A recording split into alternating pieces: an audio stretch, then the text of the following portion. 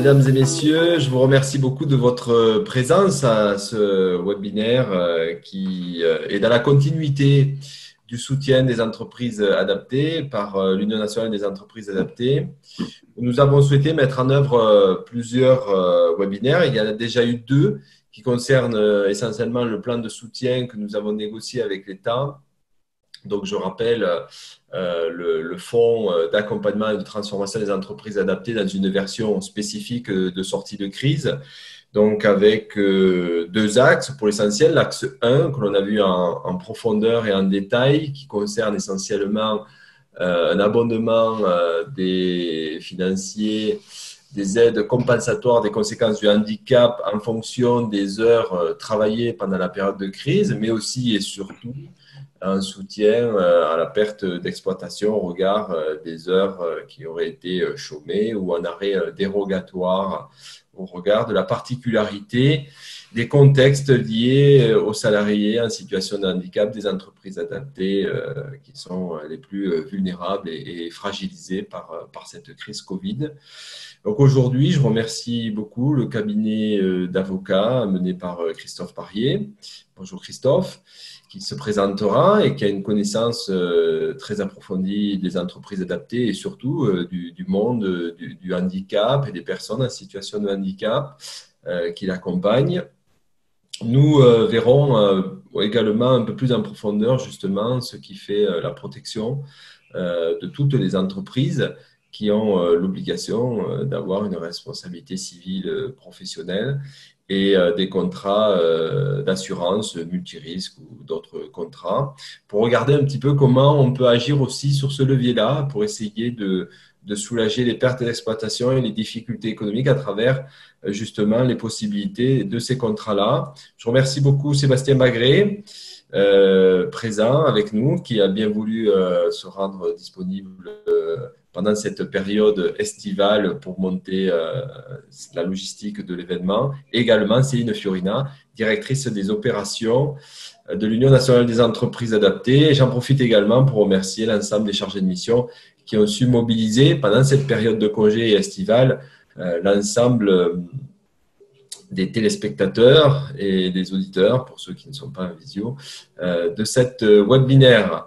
Donc, je vous laisse la parole et je vous remercie beaucoup et je reste bien entendu prêt à répondre à toutes vos questions. Merci Cyril. Du coup, je crois que Céline, tu voulais intervenir en... Non, tu ne voulais pas. Ah, on parlait de peut-être l'idée de présenter Christophe au monde entier, parce que le monde entier ne connaît pas encore Christophe Parier. Bien évidemment, on parle d'un cabinet d'avocats, donc vous dire qu'il est avocat, ce serait une lapalissade, mais je crois avoir compris qu'il avait été magistrat, qu'il avait été ancien président d'entreprise adaptée, qu'il avait déménagé 14 fois. Donc, on a quelqu'un qui connaît le monde.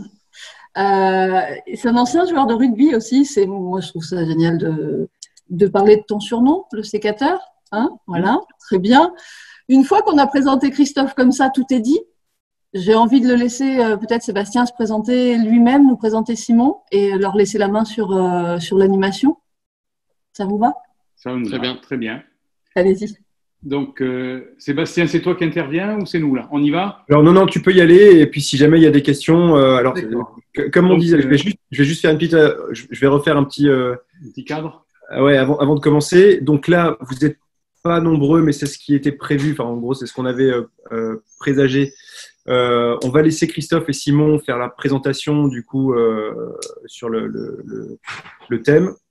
Ensuite, en fonction de vos interrogations, alors, si vous avez besoin du visuel, vous inquiétez pas, on pourra vous l'envoyer. Donc, vous n'êtes pas obligé de prendre des notes. Ça, c'est un premier élément. Le deuxième élément, c'est que vous avez la possibilité de lever la main. Je vais vous proposer d'attendre la fin de la présentation. Quand vous lèverez la main, je pourrai vous donner la parole, donc aux participants. Donc, Dominique Roch, qui arrive un petit peu à l'arrache, je lis un petit peu ce qui est écrit en direct. Vous pourrez poser vos questions directement à Christophe et Simon.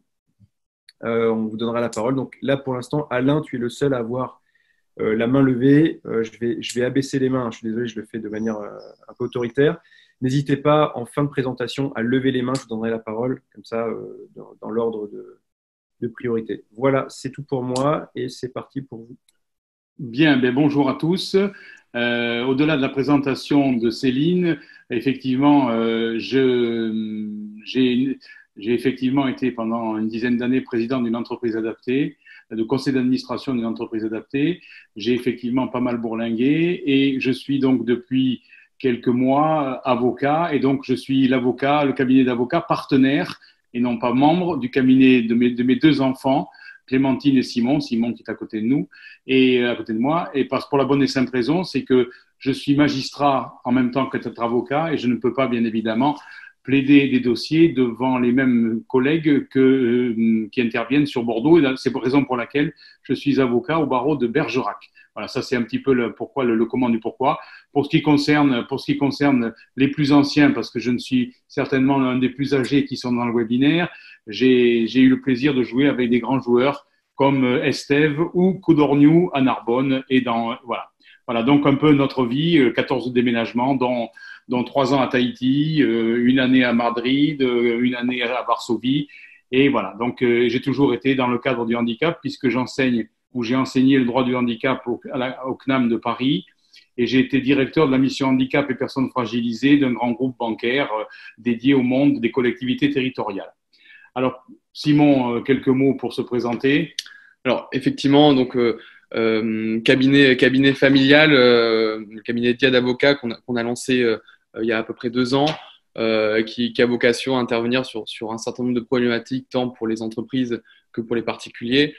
Sur le volet entreprise, donc bien évidemment, la sphère assurance a bien évidemment son lieu d'être en matière de compétences du cabinet, ce qui nous amène tout ça, enfin, assez simplement à intervenir sur le webinar, dans la mesure où effectivement un certain nombre d'entreprises clientes nous ont fait savoir leur volonté d'introduire d'éventuelles actions aux fins d'obtenir des indemnisations en application des contrats, des garanties qu'on va vous expliquer au travers de cette présentation. Donc le besoin s'est fait réellement sentir et c'est pour cette raison que nous avons initié cette démarche d'accompagnement des entreprises que nous espérons pouvoir mettre au service des entreprises adaptées. Bien, alors pour rentrer dans le vif du sujet complètement, vous êtes peut-être, vous suivez un petit peu la presse, et je ne parle pas de la nomination d'un avocat comme ministre de la Justice, mais je parle de la presse en général, dans lequel effectivement il y a beaucoup de procédures aujourd'hui lancées par des entreprises pour pouvoir faire jouer les garanties pertes d'exploitation que les contrats, ce qu'on appelle les multirisques ou les dommages aux biens, effectivement sont mis à la disposition des assurés.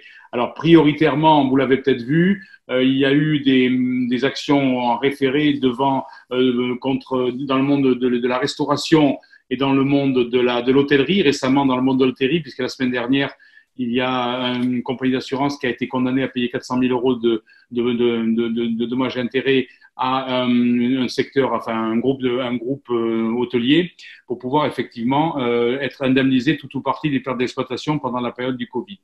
Alors bien évidemment, il est important voilà, ce qu'on va essayer de vous présenter, c'est qu'effectivement connaître les modalités de la mobilisation de votre contrat d'assurance perte d'exploitation. Bien évidemment, le préalable, c'est que vous en ayez dans vos contrats. Si vous avez un contrat multirisque dans lequel il n'y a pas de garantie perte d'exploitation, malgré la qualité du cabinet Diade et du cabinet CH Parier, on ne pourra pas vous aider beaucoup. Donc, effectivement, sur cette problématique, il faut bien évidemment que nous contrôlions ou que nous assistions en regardant si dans votre dossier, vous avez une garantie perte d'exploitation. La deuxième élément qui peut être intéressant et qui marche pas mal, puisque nous l'avons déjà mis en place chez les entreprises, c'est la mise à disposition d'un article du Code des assurances qui permet effectivement de demander à votre assureur de réduire les primes, voire de vous en rembourser une partie, si bien évidemment vous avez cessé votre activité pendant un certain temps. Et je vais vous expliquer comment on pourra faire. Et puis la troisième solution ou le troisième élément de notre présentation, si bien évidemment ça peut poser, c'est la continuité de ce qu'on va dire, c'est effectivement voir avec vous dans la mesure où nous pourrions vous aider, compte tenu de notre spécificité, de notre compétence et de notre expertise, vous aider à optimiser vos contrats d'assurance. Et à cet égard, vous présentez peut-être une sorte de bloc de contrat, une sorte de contrat type vous permettant effectivement d'être bien garanti et surtout peut-être d'avoir bénéficié d'une réduction de prime intéressante compte tenu du fait que ce serait un contrat qui serait uniquement dédié aux entreprises adaptées.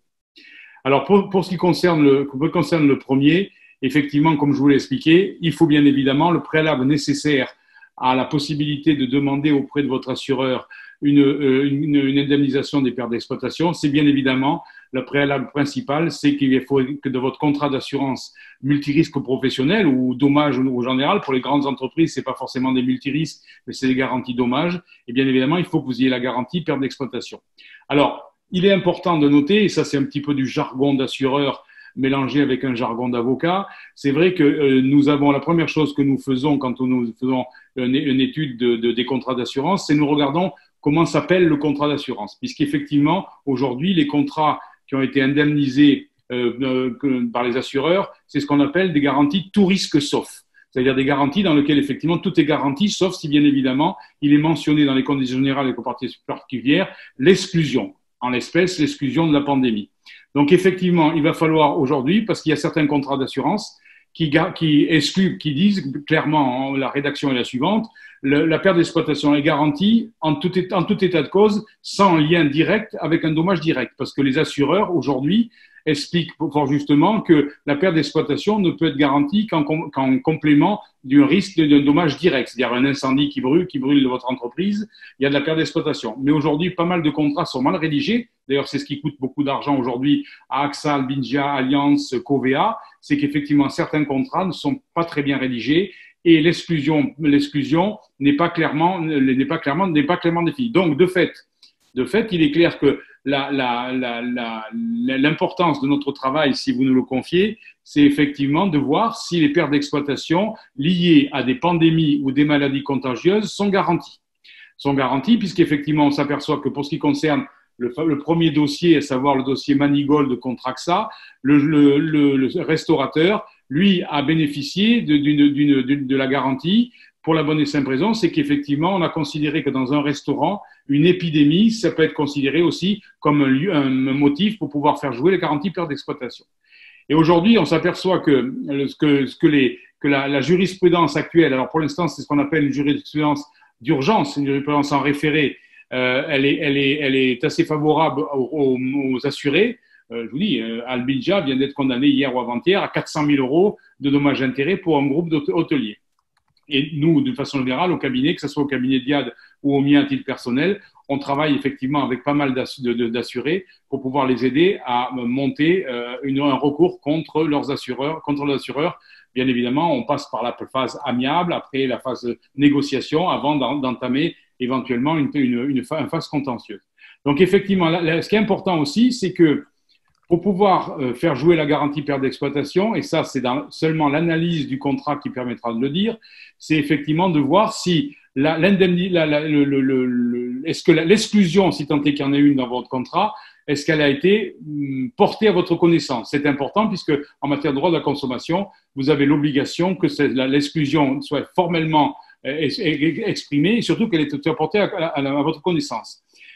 Comment c'est porté à votre connaissance, et seule l'analyse de vos contrats pourra le permettre, c'est de voir que l'exclusion, si tant est qu'il y en ait une, soit inscrite ce qu'on appelle en caractère très apparent. C'est-à-dire qu'on ne peut pas se contenter d'avoir un encart en fin de page en disant voilà, la pandémie, l'épidémie est exclue. Donc tout ça, il y a le Code des assurances prévoit certains éléments et impose aux assureurs de rédiger les clauses d'exclusion en caractère très apparent, c'est-à-dire encadré, rédigé en gras, en couleur, taille de police, etc., etc. Donc, bien évidemment, si ce n'est pas le cas dans l'analyse qu'on ferait de votre contrat, ça serait une deuxième voie pour obtenir d'éventuelles indemnisations de vos pertes d'exploitation.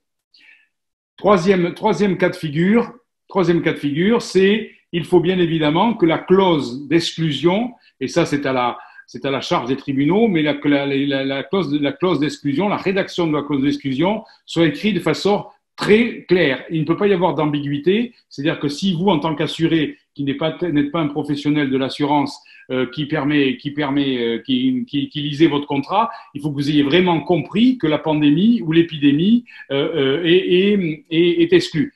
il en reste pas moins qu'aujourd'hui, si on s'aperçoit que les problématiques que rencontrent les tribunaux et les assurés qui assignent leurs assureurs, c'est la rédaction de la fameuse clause sur la problématique de l'arrêté, la fermeture administrative. C'est pour ça qu'à terme, il va falloir, si jamais on travaille ensemble, il va falloir que vous nous expliquiez qui c'est qui a fermé l'entreprise adaptée. Est-ce que c'est une fermeture administrative? Est-ce que c'est une fermeture sanitaire? Est-ce que c'est une fermeture de votre propre initiative? Est-ce que c'est le préfet? Est-ce que c'est le maire? Que sais-je? Donc, il va falloir effectivement montrer que la fermeture administrative est possible au sens large. Et ça, bien évidemment, ça va vous permettre une troisième possibilité d'indemnisation de vos pertes d'exploitation, mais ça nécessite, bien évidemment, vous l'aurez compris, un œil averti de la lecture des conditions générales, des conditions particulières et, le cas échéant, des conventions spéciales. Donc aujourd'hui, le travail que nous pouvons faire, c'est effectivement analyser vos contrats et entamer, le cas échéant, et bien évidemment, quand notre conclusion a été positive, une action au visa de ces trois éléments, plus élément important, la nature de votre contrat. C'est que moi, je suis l'avocat de l'aéroport de Bordeaux, puisque je suis l'avocat de l'aéroport de Bordeaux, et on s'aperçoit que la rédaction du contrat qui garantit cet établissement est liée à ce qu'on appelle une tout risque sauf. Donc le mot est très clair. Tout risque sauf ce qui est régulièrement rédigé dans les contrats. Donc, tout ce qui n'est pas exclu est garanti. Donc, effectivement, ça permet quand même d'avoir des analyses qui permettent d'avancer. Voilà. Donc, les éléments sur la première partie, entre guillemets, de la perte d'exploitation, c'est cela. Donc, techniquement, bon, je ne sais pas si on voit avec Sébastien, si on pose des questions déjà ou si on attend la fin. Qu'est-ce que tu en penses, Sébastien? Écoute, pour l'instant, ça va. Il n'y a pas de questions. Alors, j'invite juste les participants à poser vos questions dans le Q&R. Vous avez trois icônes. Mettez-les dans le Q&R. Ça me permet de savoir si je dois interrompre la présentation de manière à vous donner la parole. Donc, pour l'instant, je propose qu'on continue et on fera le jeu de questions-réponses en direct à la fin. Je vois que la parole est de nouveau à moi et pas à Sébastien. Alors, le deuxième élément important qui permet, alors certes sur des volumes beaucoup moins importants qu'une éventuelle perte d'exploitation, qui permet effectivement de récupérer un petit peu de trésorerie, je dis un petit peu, mais ça dépend effectivement de la taille de l'entreprise, c'est si jamais vous avez fermé votre entreprise adaptée pendant un certain temps ou si vous avez réduit votre activité, il a possibilité d'appliquer un article tout simple du Code des assurances qui effectivement est pas mal utilisé aujourd'hui, c'est l'article L113.4 du Code des assurances qui permet à l'assuré, à tout assuré, eh bien d'avoir une diminution du montant de sa prime puisqu'il y a une diminution du risque en cours. Je m'explique. Imaginons que vous avez votre assurance, votre entreprise adaptée qui est fermée. Il y a bien évidemment plus de mise en jeu d'une éventuelle responsabilité civile. Exploitation. Alors, professionnel, on verra dans le cas, peut-être, mais en tout état de cause, exploitation. C'est-à-dire que je prends l'exemple d'un aéroport, un aéroport qui est fermé par une décision administrative. Il n'y a plus de personnes qui sont dans l'aéroport. Donc, les passagers ne peuvent pas tomber dans l'escalier, glisser sur une peau de banane ou se prendre une porte dans la figure. Donc, techniquement, l'assureur responsabilité civile de cette structure sera le risque ayant diminué, voire étant réduit, voire étant pratiquement annulé, il est bien évidemment possible d'appliquer l'article L113.4 du Code des assurances et générer des réductions de primes sur la période de fermeture. Donc, période de fermeture qui devait être, je crois, le 11 mars jusqu'au minimum au 13 juin. Donc, effectivement, pendant cette période-là, alors bien évidemment, ça peut générer, si c'est une entreprise importante, ça peut générer des réductions de primes. Alors généralement, ce que les assureurs jouent non pas sur la réduction immédiate, mais sur une réduction importante à l'échéance du contrat. Mais en tout état de cause, ça réduit vos charges et ça diminue et ça peut éventuellement faire un petit appel de cotisation et de trésorerie. L'élément essentiel qui joue énormément aujourd'hui dans ce type d'application de l'article L113.4, c'est la problématique de la réduction des primes d'automobile pour les gens qui ont des flottes de véhicules, des flottes ou qui ont beaucoup de véhicules. Pour la bonne et simple raison, c'est que pendant la pandémie ou pendant le confinement, eh bien, les véhicules de telle ou telle entreprise, que ce soit le véhicule des professionnels, des commerciaux ou tout autre véhicule, étaient garés sur un parking et n'est pas utilisé. Donc, le risque de circulation était amoindri, voire annulé. Alors, bien évidemment, ça n'a rien à voir avec le risque dommage pour les véhicules, puisqu'effectivement, un véhicule sur un parking peut toujours brûler, il peut toujours être volé ou peut toujours être cassé dans un vol à la roulotte. Ça, les garanties, il faut les maintenir. Mais la garantie responsabilité civile exploitation, eh bien, elle peut être réduite et bien évidemment générer des reports, comment dire, pas des reports, mais des réductions ou des remboursements de primes. Un exemple pour un de nos clients, 100 000 euros de prime à l'année pour la flotte automobile, remboursement de 10 000 euros. Alors effectivement, on dit 10 000 euros, mais aujourd'hui, compte tenu de la pandémie, et malgré les éléments dont a parlé Cyril sur la mise en place des subventions et autres aides que peut fournir l'État, 10 000 euros sur un montant de 100 000, ben, ça fait peut-être plus de trésorerie, ce qui est toujours pas négligeable dans le cadre de la pérennité ou de la survivance de l'entreprise, puisqu'effectivement, on est à la recherche. Toutes les entreprises aujourd'hui, qu'elles soient des PME, PMI, mais effectivement les grosses aussi, sont toujours à la recherche de 1 000 euros par-ci, 1500 euros par-là, 2 000 euros par-ci, etc. Donc effectivement, ça paraît pas énorme au niveau du montant, mais au niveau de l'appel d'oxygène que ça peut apporter, c'est bien évidemment toujours intéressant. Voilà. Donc dans le cas effectivement où l'article L113.4 va s'appliquer, les assureurs, bien évidemment, sont tenus de rembourser une partie de prime au prorata de la durée d'immobilisation, de la durée de suspension d'activité. Donc, effectivement, je vous dis, ça marche très bien en automobile. Sur la problématique de la responsabilité civile, il va falloir plus travailler, mais effectivement, si vous fabriquez plus ou si vous ne donnez pas votre prestation, il n'y a pas de raison que votre responsabilité soit mise en jeu. Donc, l'assureur va dire réduction de prime. Alors, on ne force pas la main à l'assureur, puisqu'effectivement, c'est l'article L113.4 qui prévoit, mais ce même article L113.4 dans l'article L113.3 dit, si jamais vous avez une augmentation de risque, il va bien vous prendre une surprime. Je prends un exemple en matière automobile. Vous avez votre fils qui vient juste d'avoir votre permis de conduire, vous le signalez à votre assureur, l'assureur ne va pas vous faire une prise en charge d'un jeune conducteur gratuitement. Donc, on n'essaie pas de casser le jouet des assureurs qui, dans la pandémie, ont été très mauvais. Il faut le reconnaître, ils n'ont pas été bons, puisqu'en fait, ils ont, plutôt que d'aider leurs assurés, eh bien, ils ont plutôt préféré se cacher derrière le fait qu'ils ont versé plus d'1 milliard d'euros à l'ensemble du système d'aide mis en place par l'État.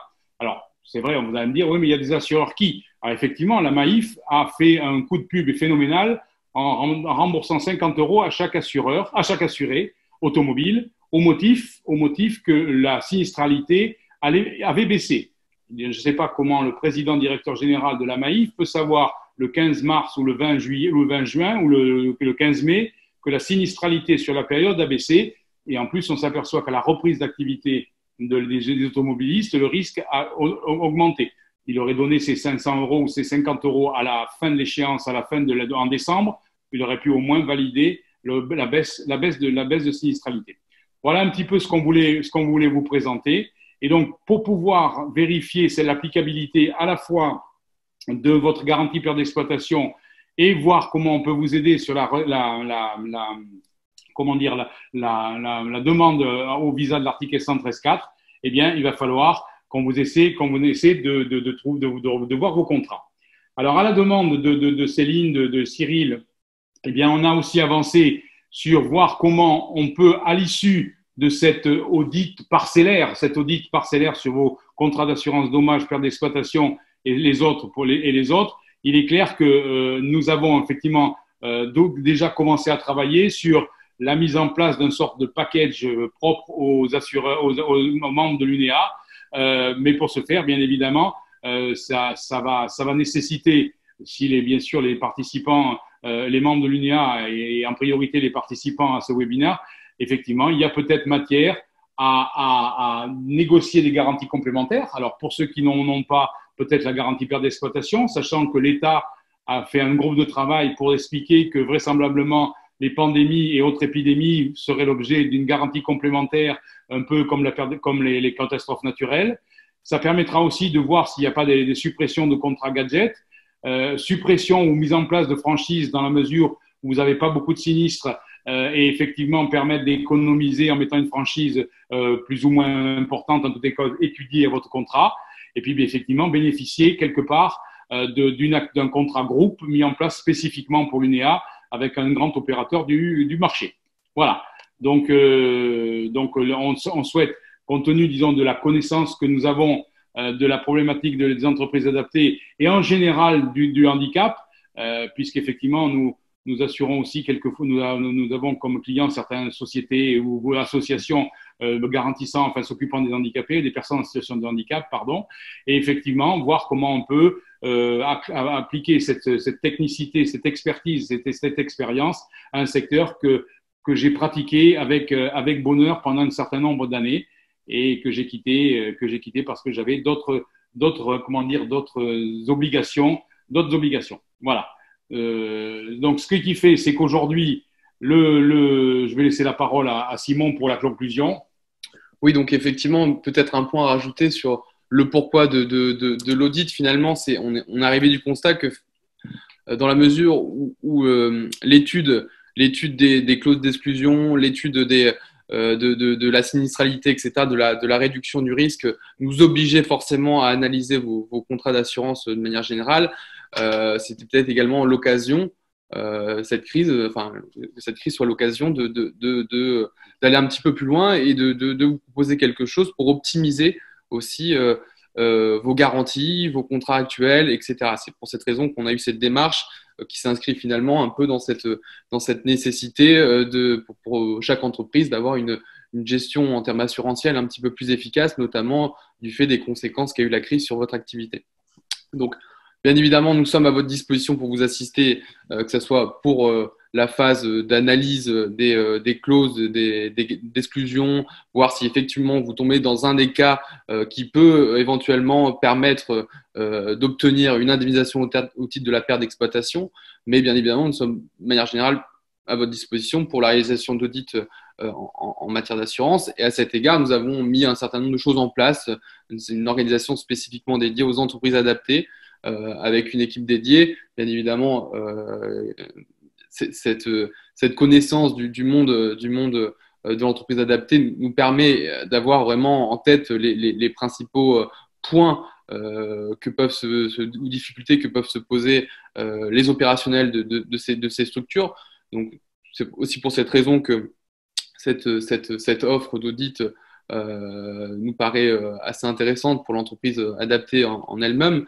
Dans cette optique, comme je vous l'ai expliqué, nous avons mis en place non seulement une équipe adaptée, mais également un email spécifique, urgence Covid. Donc, on nous a posé la question pourquoi urgence Covid? Parce qu'effectivement, certains de nos clients sont entre guillemets pris à la gorge du fait de la situation actuelle et ont un gros problème de trésorerie. Donc, le terme urgence Covid nous paraît tout à fait adapté à ces éventuelles actions en référé qui peuvent être entamées aux fins d'obtenir, encore une fois, une indemnisation au titre de la perte d'exploitation ou une réduction des primes suite à une réduction du risque, que ce soit pour vos flottes d'automobiles ou autres. Donc, urgence Covid, diadavocat.fr, donc c'est un peu l'adresse qui centralise un peu ces demandes. Pareillement, en termes de gestion des dossiers, ça peut être des dossiers extrêmement chronophages. Donc, si d'aventure vous souhaitez que nous vous assistions dans cette phase d'indemnisation auprès de votre assureur, nous avons mis en place un certain nombre de choses aussi pour que vos équipes ne perdent pas de temps dans l'instruction de vos dossiers. Donc ça, après, nous en parlerons si vous êtes intéressé pour nous contacter sur ces points-là un peu plus longuement. Et bien évidemment, toujours pareil, la question de l'honoraire est cruciale dans nos métiers. On pense forcément qu'un avocat est une prestation rend des prestations qui coûtent cher. Donc ça, évidemment, on en a bien conscience et bien évidemment, du fait notamment de votre affiliation à l'UNEA, nous avons envisagé un honoraire qui est spécialement adapté aux entreprises adaptées pour justement vous inciter peut-être dans cette démarche aux fins d'obtenir quelque chose de votre assureur. Voilà. Je vais proposer du coup, merci Christophe, merci Simon. Je vais vous proposer du coup de passer à la phase de questions-réponses. Donc, aux participants, vous pouvez lever la main. Ça me permettra de savoir qui a une question à poser. Si l'oral vous effraie un peu, vous pouvez toujours la poser à l'écrit. Je ferai le relais. Si vous avez envie de la poser à l'oral, déjà, ok, très bien. Donc là, je vais donner la parole à Olivier Arnoux. Olivier, vous avez la parole. Alors Olivier, ouais, c'est bon. Vous m'entendez? Oui, c'est bon. Oui, bonjour, donc Olivier Arnoux, je représente Ultibor, je gère des EOA, des ESAT. On vous entend pas très bien. Ouais, on vous entend un peu mal. Alors, j'essaie d'améliorer le son. Voilà, je représente l'association Messidor, on gère des EOA et également des ESAT. J'avais déjà échangé, moi, avec un assureur sur ce sujet, parce que nous, on a une clause qui limite, en fait, sur une zone géographique. Si je peux juste vous lire exactement ce qu'il y a dans notre contrat, vous me direz ce que vous en pensez, parce qu'elle dit que cette garantie s'exerce également pour les cas de maladies contagieuses, etc., épidémies. Elle ne vise pas les conséquences financières résultant d'une fermeture collective d'établissements dans une même région ou au plan national. Et là, le conseiller que j'avais sollicité me dit, bah oui, vous êtes exclus de cette garantie par exploitation parce que la décision de fermeture collective d'établissement a été prise au niveau national. Oui, alors c'est une bonne question, mais ça a été rayé un revers de manche dans toutes les actions qu'il y a eu vis-à-vis des hôteliers ou vis-à-vis des restaurateurs. Effectivement, l'explication d'un assureur, c'est de dire, étant donné qu'il y a plusieurs entreprises dans votre région qui a été fermée suite à une fermeture administrative, le contrat ne s'applique pas. Et que ce soit dans l'affaire Manigold contre AXA ou dans la dernière action contre Aldingia, les tribunaux de commerce, à savoir de Lyon, de Paris et des autres, on me dit effectivement que ça ne tenait pas la route au niveau de cette clause-là. Donc effectivement, à partir du moment, donc là effectivement, il y a matière à remettre le couvert sur la problématique de la réponse que vous a fait votre assureur. Sans dévoiler de secret d'alcool, c'est qui votre assureur? C'est quelle société? On passe par Grâce Savoie et derrière c'est un but MMA, je crois. C'est qui? Grâce à toi. Grâce à moi, j'ai entendu comme courtier et comme assureur, c'est MMA. MMA, Covea. Alors, typiquement, c'est vous avez le couple qui normalement devrait être le plus ouvert à la problématique, parce qu'effectivement, dans certains contrats, aujourd'hui, nous on a comment dire, Grace Savoie qui se bat beaucoup pour ses assurés. Et effectivement, je vous dis, le dossier Manigold est symptomatique en la matière, c'est qu'effectivement, la problématique de la fermeture d'autres établissements de la même catégorie dans un environnement géographique, ça n'a pas tenu la route. D'accord. Donc à ce moment-là, on peut éventuellement revenir vers vous pour engager quelque chose. Absolument. Puis en plus, Covea, vous avez une chance, c'est que Covea Mutuelle du Mans est une des sociétés d'assurance qui effectivement est le plus à même dans la vie de tous les jours. Hein. Vous avez qu'à lire la presse. Mais Covea, alors c'est vrai que Covea a une technique qui est assez intéressante, c'est qu'à partir du moment où on envisage de la signer, généralement ils reviennent à la table de négociation pour pouvoir proposer une solution amiable qui peut être aussi intéressante pour vous. Hein. Ce qui s'est passé avec M. Manigold et contre AXA, AXA a été condamné à lui payer 73 000 euros de dommages et intérêts à titre provisoire et à renvoyer l'assurance pour une expertise. Et bizarrement, en cours d'assignation au fond, AXA a offert 700 000 euros de dommages et intérêts à M. Manigold. D'accord, très bien. Donc, on va en discuter en interne. Vous êtes dans quelle activité, effectivement, Olivier? Bon. Pardon, c'est moi qui ai coupé. Je pensais qu'il avait fini. Voilà, pardon, on va y arriver. Olivier, ça devrait être bon, je pense. Activez-le pour voir. Olivier, c'est quoi ton activité? Donc, nous sommes sur. On n'entend vraiment pas. Vous m'entendez ou pas là? Non, vas-y. On est sur plusieurs activités. On fait des espaces verts, on fait d'hygiène et propreté, on fait de la restauration. Voilà, si tu fais de la restauration, on a une jurisprudence qui nous est tout à fait favorable, qui peut permettre de trouver des solutions. Mais je te dis, à partir du moment où c'est Covea et c'est Grace Savoie, on n'a pas trop de soucis par rapport à un recours amiable contre ces gens-là. Donc, comment je procède? Je vous adresse un petit mail. Tu as le mail du cabinet, tu envoies ce que tu veux et en fait, il faudra que tu nous envoies Céline peut-être reprendra la main pour savoir comment on travaille parce que moi j'ai besoin de certains éléments et donc on a fait un guideline, on a fait un pense-bête pour effectivement qu'on n'oublie pas de nous envoyer certaines choses. Donc là, je ne sais pas comment Céline veut le diffuser ou je ne sais pas. Voilà. Très bien, merci. Merci Olivier, bonne journée. Bonne journée. Juste pour reprendre la ouais. main, juste en attendant, on vient de me citer. Donc, Christophe, je pense que le plus simple, vu que le slide qui est affiché, c'est celui où il y a les coordonnées du cabinet, je pense que le plus simple, c'est que les personnes qui sont en ligne et qui recevront, si on a la possibilité de la partager, Sébastien, la présentation. Eh ben, je vais l'envoyer aux participants. Ouais. Voilà. Bien envoyer les éléments sur le site dédié, urgence, Voilà. Covid, etc. Hein. Voilà. Comme ça, je pense que le plus simple, c'est que les EA se manifestent spontanément auprès de vous et que vous puissiez leur transmettre la liste des documents nécessaires, etc. D'accord, tout à fait. Parce qu'effectivement, l'objet comme de ce webinaire, c'est aussi de vous apporter un peu les grandes lignes des clauses d'exclusion, des moyens qui sont à votre disposition. Mais bien évidemment, si vous souhaitez avoir des précisions sur notre action, adaptée, l'action qui peut être apportée par notre cabinet, on le fera entre nous et pas dans le cadre de ce webinaire. Voilà. Et puis dans le cadre du gain de temps dont parlait Simon tout à l'heure, c'est vrai que le guideline, enfin la liste qu'on a fait, il y a beaucoup de demandes. Il y a conditions générales, conditions particulières, convention spéciale, date de la fermeture, durée de la fermeture, perte d'exploitation, marge brute, etc., etc. Donc j'ai besoin pas mal de choses parce que nous, la première chose qu'on va faire avant d'envisager une éventuelle action tribunaux, c'est effectivement faire des courriers recommandés de mise en demeure de vos assureurs, parce qu'on ne va pas faire du contentieux pour le plaisir de faire du contentieux. Je vais donner la parole à Alain Vabre. Alors attendez, hop, Alain, c'est bon pour vous. C'est bon, il faut juste activer votre micro et vous pouvez parler.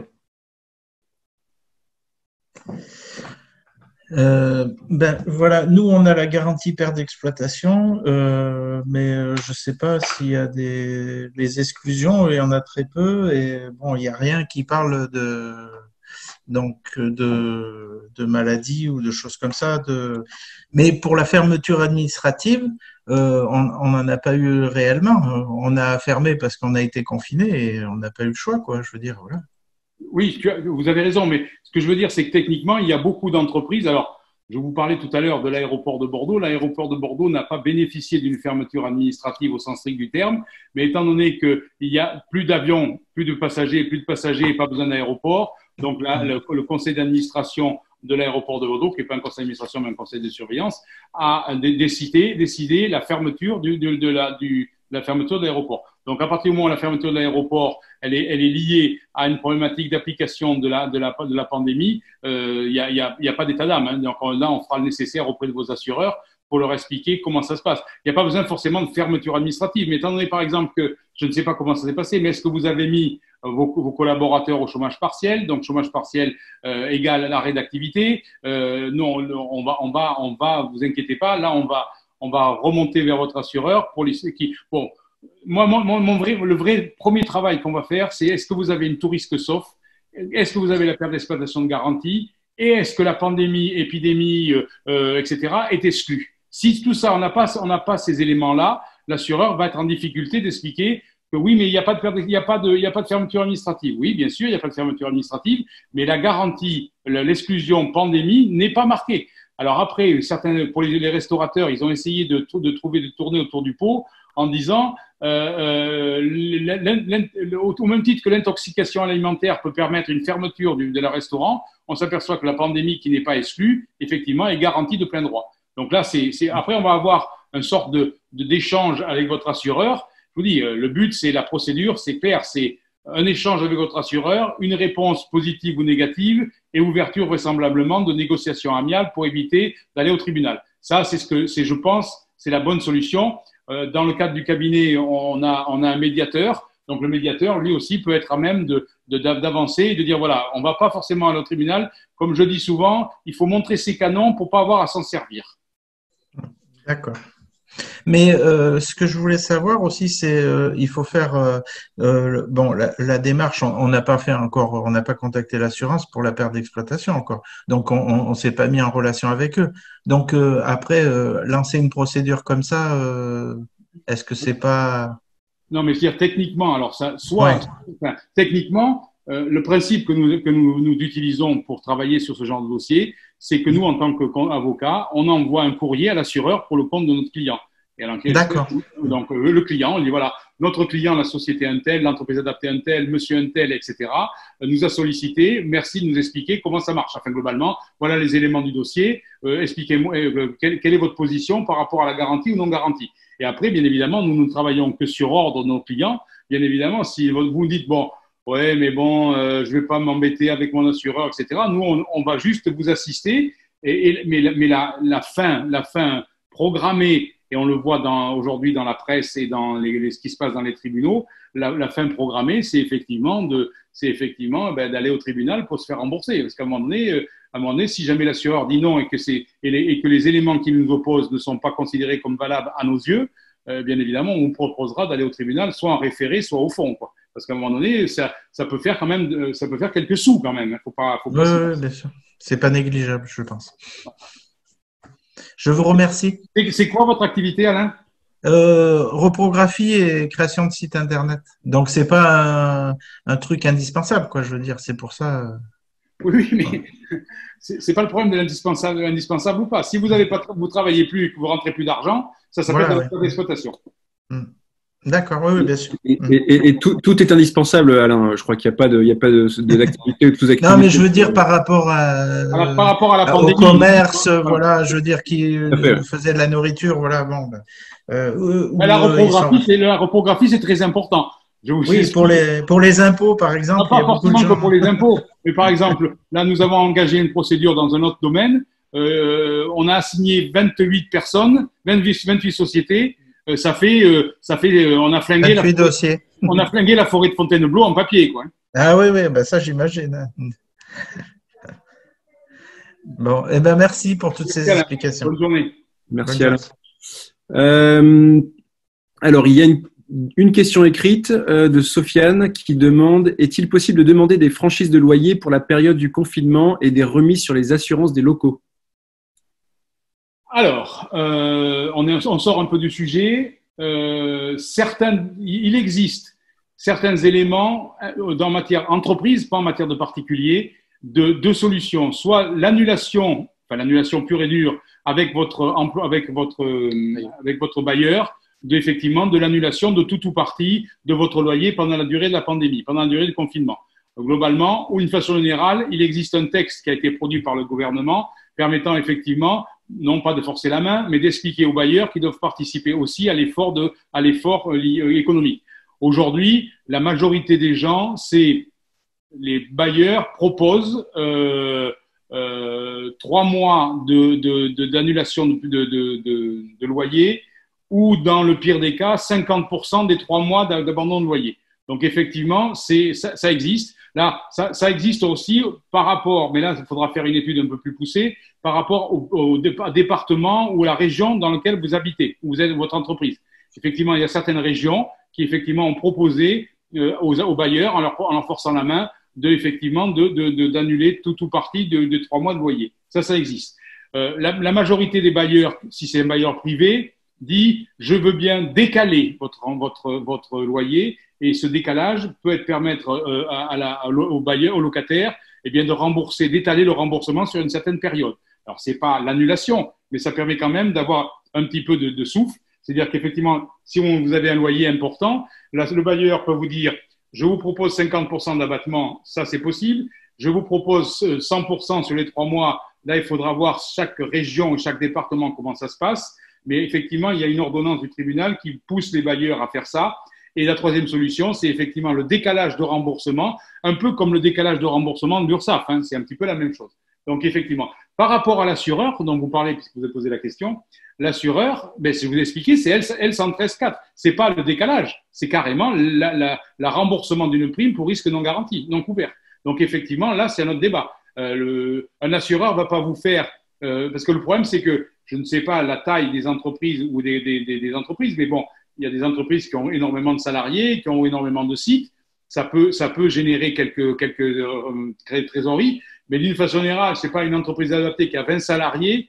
Aller demander à son assureur le remboursement de la prime de décalage, ça va faire 50, 60, 70 euros. Quoi. Dire, c'est que techniquement, je ne sais pas si le jeu en vaut la chandelle, mais tout est analysable. Hein, tout est analysable. Merci. Alors, on va passer à une question orale. Alors, c'est Mélanie Périssé Alors, Mélanie, c'est bon, vous avez la parole. J'ai l'impression d'être Nicolas Demorand, là. Je ne sais pas si... Mélanie, c'est bon? Il faut que vous activiez votre micro. C'est bon. Bonjour, merci pour la présentation. Je travaille pour Altereos. On a une assurance, une garantie perte d'exploitation. Par contre, dans les risques exclus, il y a une mention assez étonnante. Je n'ai pas trouvé celle sur la pandémie, mais il y en a une concernant la cessation du travail, qu'elle soit interne ou externe à l'entreprise. J'ai l'impression que ça clôt le débat. Ah ben ça clôt le débat. Pour vous, vous êtes garanti à tout prix là. Non, c'est un risque exclu. C'est une exclusion. Oui. Ben là, il faudra qu'on regarde les conditions générales et les conditions particulières du contrat. D'accord.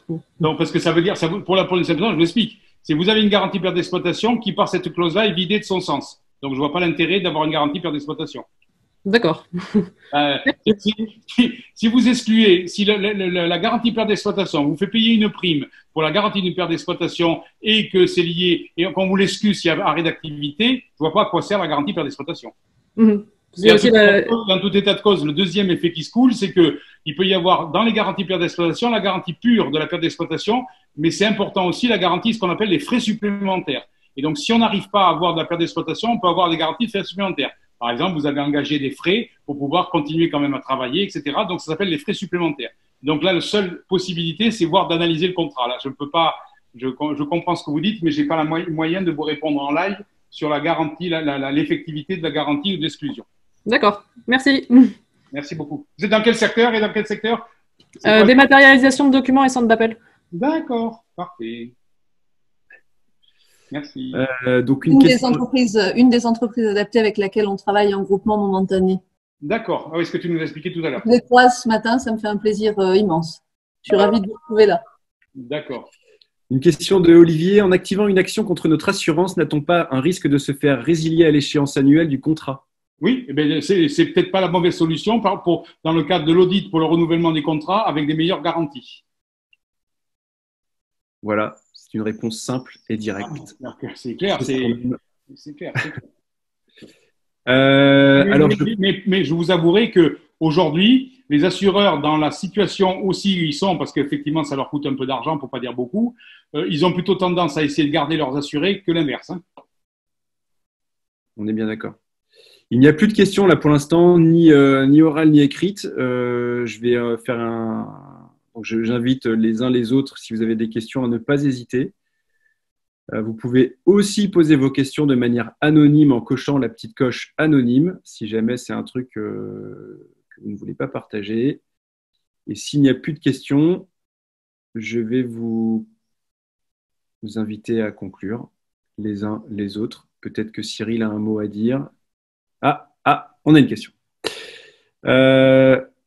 Alors, Patricia pose la question. J'ai une clause d'exclusion contamination, point d'interrogation. Oui, c'est le principe même de la contamination. C'est le débat, c'est aujourd'hui, c'est le débat qu'il y a avec les restaurateurs. Les assureurs parlent de contamination, mais là, généralement, ça doit être parce que cette personne-là, elle doit être dans un secteur agroalimentaire de mémoire. Patricia, vous êtes dans un secteur agroalimentaire? Ou restauration. Blanchisserie. Blanchisserie, il y a une exclusion de contamination. Là, je préfère ne pas répondre une bêtise. Donc, la seule solution, c'est effectivement de voir le contrat. Mais je ne vois pas. Alors, apparemment, ça serait de la contamination, mais par rapport au rejet qu'une blanchisserie pourrait faire dans le milieu naturel et polluer les sources au coup de… Je ne sais pas. Je n'ai pas de solution, je n'ai pas de réponse satisfaisante, je le reconnais, je le confesse en live. Donc, si vraiment elle veut qu'on en parle, elle nous envoie un petit quelque chose sur Urgence Covid. Voilà, Patricia, n'hésitez pas, effectivement, vous avez l'adresse là qui s'affiche à l'écran, n'hésitez pas à contacter directement Simon et Christophe. On peut pas être bon partout, hein, on peut pas être bon partout. Hein. On peut pas être bon partout tout de suite. En fait, voilà. C'est ça qu'il faut dire. Voilà, c'est-à-dire que parfois, il faut un peu une table et un crayon pour pouvoir savoir quelle est la réponse. Dominique Roch, vous aviez une réponse, puis vous avez baissé la main. Est-ce que je vous donne la parole ou pas?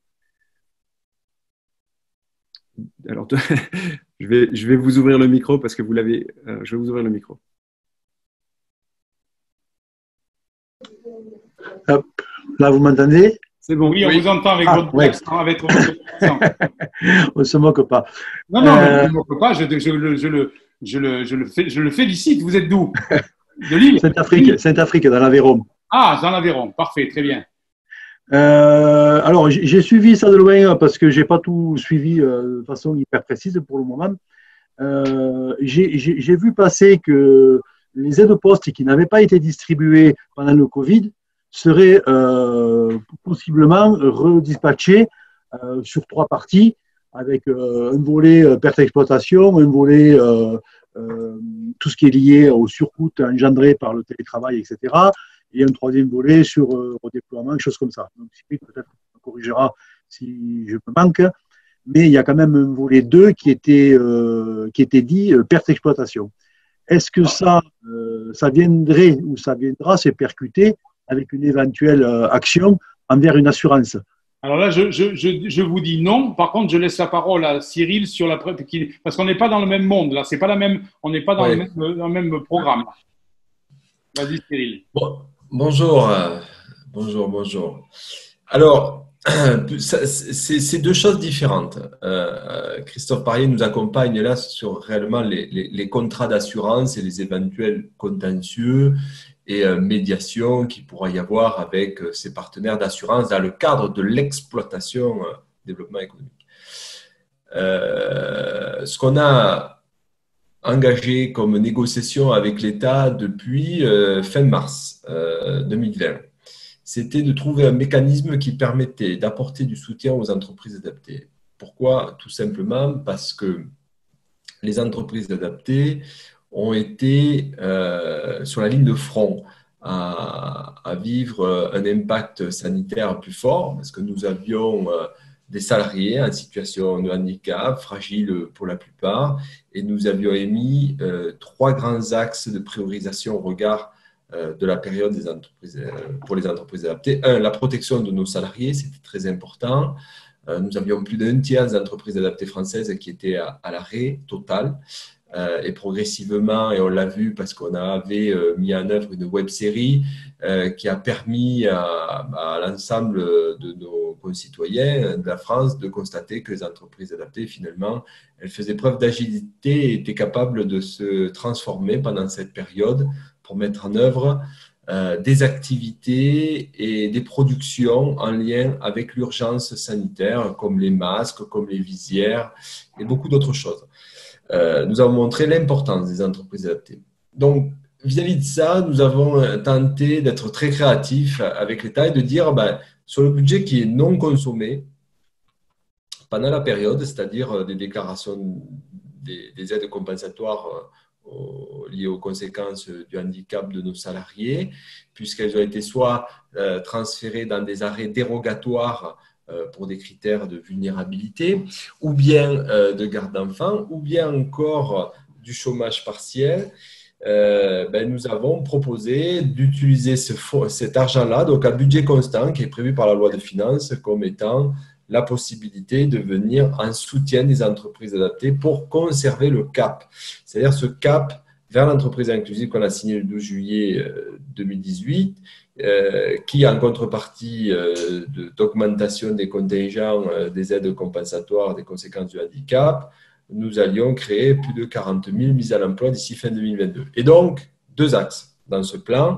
Premier axe, avec un double mécanisme de soutien sur un abondement des heures travaillées pendant la période, donc pour les entreprises qui sont restées ouvertes, puisque nous avions des personnes donc en situation de vulnérabilité et donc avec parfois la nécessité d'avoir ce qu'on appelle des surcoûts à compenser en liaison avec l'emploi majoritaire des personnes en situation de handicap dans nos entreprises adaptées, et donc un abondement qui est de l'ordre de 1,50 € par heure travaillée déclarée uniquement auprès des personnes en situation de handicap.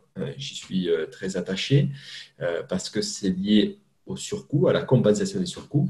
Et ensuite, un mécanisme pareil qui vient soutenir donc, la perte d'exploitation inhérente au fait des arrêts dérogatoires et du chômage partiel des salariés en situation de handicap éligibles aux aides compensatoires des conséquences du handicap. Donc, avec un abonnement et un calcul qui a été fait en lien avec cette perte d'exploitation calculée, qui devra être d'ailleurs certifié par le commissaire aux comptes ou l'expert comptable de l'entreprise adaptée au regard des comptes 2019, pour qu'il y ait un mécanisme justement de soutien. Donc, ce sont des mécanismes de soutien pour passer cette période-là.